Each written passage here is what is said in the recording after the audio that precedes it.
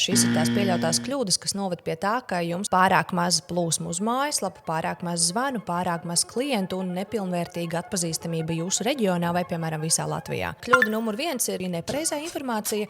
Telefons, darba laiks, adrese, kaut kur informācija atšķirās, vai tā ir absolūti korekta. Arī atšķirīga informācija klientu var novest pie nesaprašanas.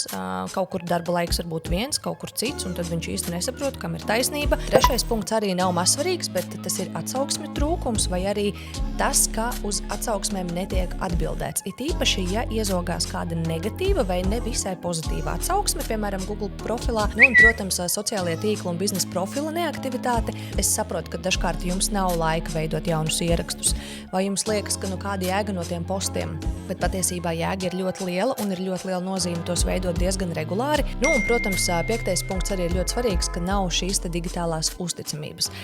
Jūs kā uzņēmums, kā pakalpojums sniedzējs, internetā izskatāties pamests, tukšs, neusticams. Loģiski, ka šādā gadījumā cilvēks izvēlēsies kādu citu, kas noteikti būs jūsu konkurents.